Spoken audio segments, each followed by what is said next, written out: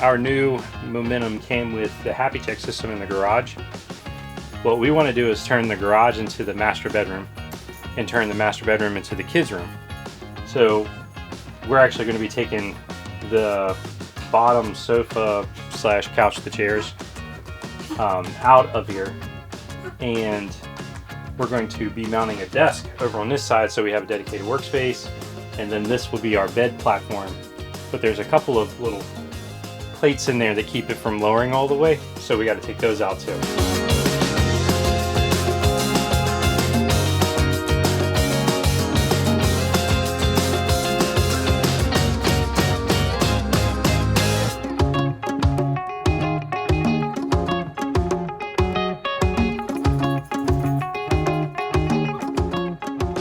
What is one of the things you dislike about living in the 311 BHS? Laundry.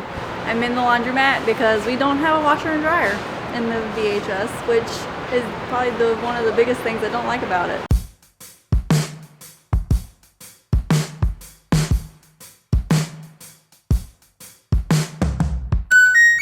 I got an LG washer dryer combo ventless unit. You see the back of it. It's really pretty on the front side. It'll look better when it's in its hole. We're just going to do a speed wash so that we can make sure it is hooked up correctly. And I'm going to set it for a light level. Oh, well, let me do light. Cold water. We're going to do low spin speed. Hit start.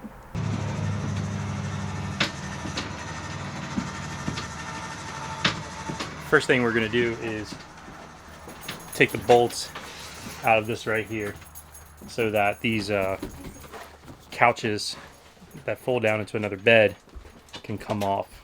And these brackets on this side are going to turn into my desk brackets. And then that way we can raise and lower the desk, and I can also take these pins out and fold the desk flat to the wall when we don't need it.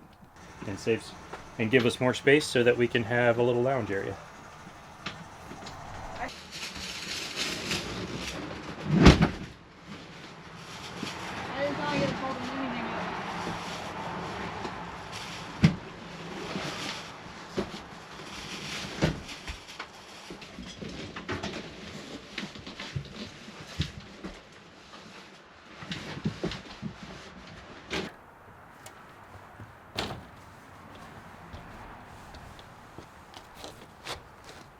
One down.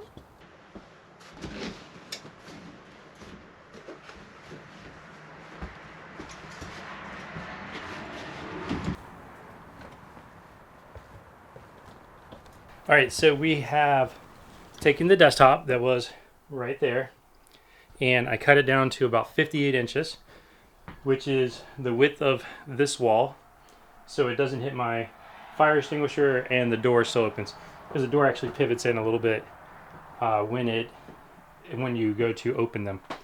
So I got my board cut, and if you guys have been following the channel for a little while, you saw that we had actually added a desk to our reflection.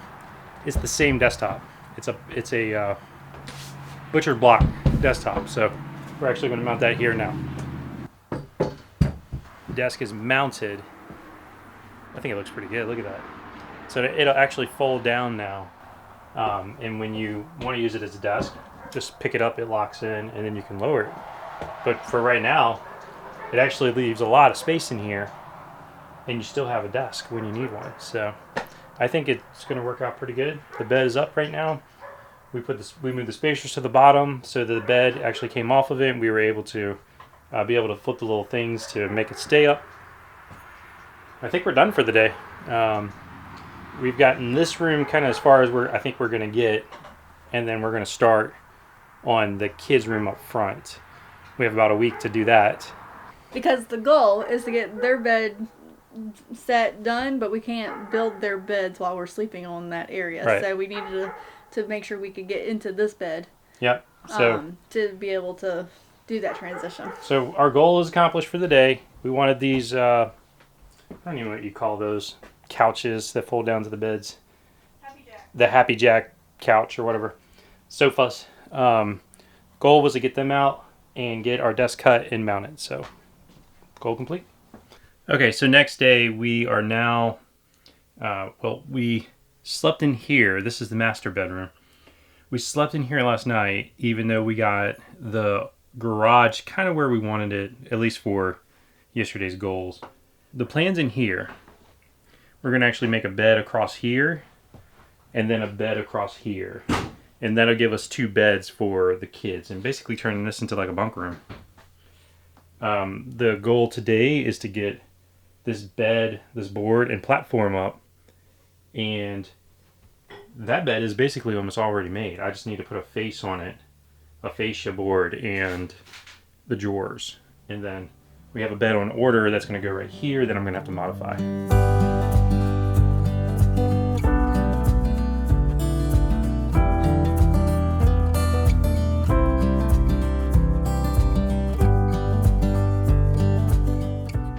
Alright, so now obviously I have to re-support that. So what I'm going to do is I'm going to take the rip saw. I'm going to cut these pieces out. I'm going to take this, I'm going to make this base right here, this side, so I can scoot it back under there. And got the bed frame out. Check that out. Pretty big area. So next thing I'm going to do is modify the frame that I just took out, because I got it all in one piece, and make supports for under there. That will be the first bed.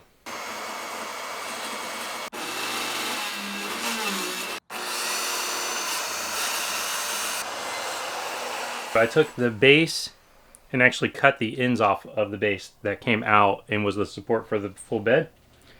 I cut them and then put a extra bracket or an extra brace in there to kind of make it a square on the side so that it had plenty of support. And it's got 2 boards that run the length of the bed now, so it's actually really sturdy. It's not screwed in yet because I got to figure out where the other bed's going to go and make a fascia plate out of the boards that I have. But it's actually come together pretty nicely. It hasn't been that difficult, actually. If you once you get everything kind of out of here, it really hasn't been that difficult to make yet. The other one, the other bed, that's going to be a kit that we're buying from Home Depot that we're going to completely modify. So that one I would imagine is going to be the tricky one. But this one's actually come together pretty nicely. We're building a bed here and a bed across this wall right here. What I've actually done is I took the carpet up from the lip that was under the window and moved it out. I took the old framing from the king size bed, the 2x2s, and built a frame that matches the lip on the other side. And now I have a good lightweight platform for our twin size bed to go on. We got the bed in. Yes. And got Nick's bed in. We altered the front nose part for Michaela, so we actually don't have to replace her bed piece. Yep, we're just going to do baskets, slide baskets up in there, and we're going to trim that out to make it look nice. So it's not done yet, but it's getting there. But we purchased Nick's bed, and Harold modified it to make it fit, and now I'm painting it with primer. And then I'll go back and paint it with paint that matches the cabinetry. We were able to get the paint matched. It's a custom paint. It's a custom color. None of the normal colors match. So what you do is you take it to Sherwin-Williams, take a piece of the trim I took with me, and they can color match it. Yes, and that's the same as Sherwin-Williams is sold at Lowe's if you don't have an actual Sherwin-Williams building. One thing that Harold did for Nick was in the garage of the 399, it had the TV that pops down so you can see it from the lower bunk area. Harold switched that out for the one that was already in our bedroom so that the TV will actually come off the wall and come down lower, so when Nick's in bed, or if he wants to settle on the bed to play Xbox with his friends, he doesn't have to be looking up. He doesn't have to look up the whole time. We got the drawers and everything done. Next thing we need to do is modify a mattress to fit both of these. Yep, so Michaela actually has a queen size memory foam in storage. So our goal is to go over there and get that out and cut it to size. Since the front nose cap is rounded, we have to cut regardless of what we get. So might as well cut one we already own. Second thing is to get the baskets for under her bed, as well as a area rug in here. Because there are a little bit of holes left over from where we removed the framing of the king size bed. Yeah, and then their room is done, and then we can start modifying our new room, which is the garage. Well, I hope you like this video. Stick around. We have a lot more coming in terms of modifications and renovations to this RV, including the full walkthrough once we're done. If you like this video, make sure you give it a thumbs up. If you really like the video, make sure you subscribe. And ring the bell so you can get notified when we do release our next video. And until the next strange adventure, Keep making your own.